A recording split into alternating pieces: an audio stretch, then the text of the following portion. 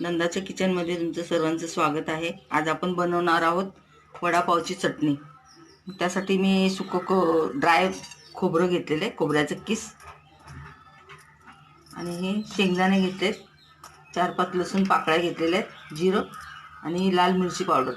त्याच्याऐवजी तुम्ही मिरची टाकली तरी, लाल मिरची टाकली तरी चालेल।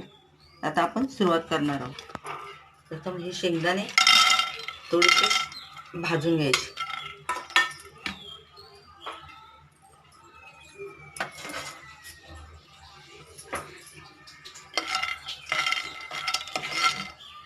शेंगदाणे भाजत आलेले, साईडला जिरा आणि लसूण पण भाजणार आहोत।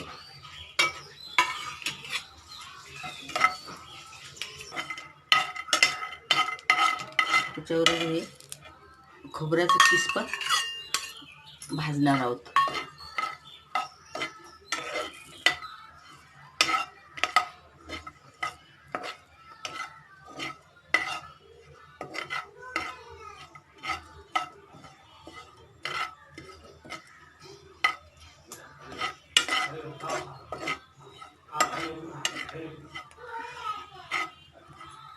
जास्त आपल्याला खूप भाजायचं नाही।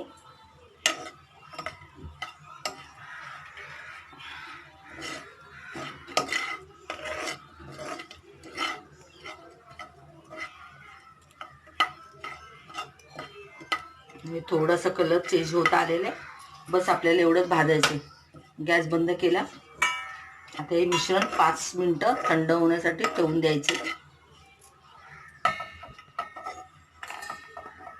आता आपण हे मिक्सरला वाटणार आहोत।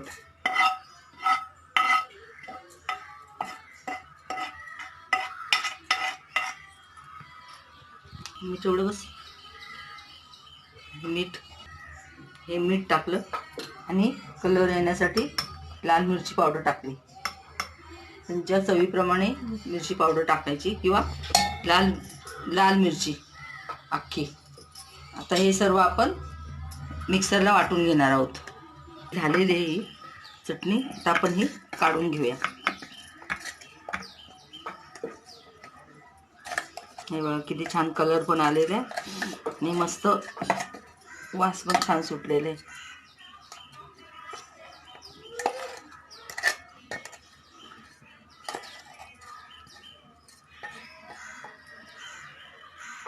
पाहू शकता किती छान टेक्स्चर आलेले आहे। अशा प्रकारे आपली चटणी करून झालेली आहे। माझ्या चॅनलला सबस्क्राईब करा, लाईक पण करा आणि बाजूला जी बेल आहे ती पण प्रेस करा, ज्यामुळे मी असा नवीन व्हिडिओ अपलोड करेल तो तुम्हाला कळेल। धन्यवाद।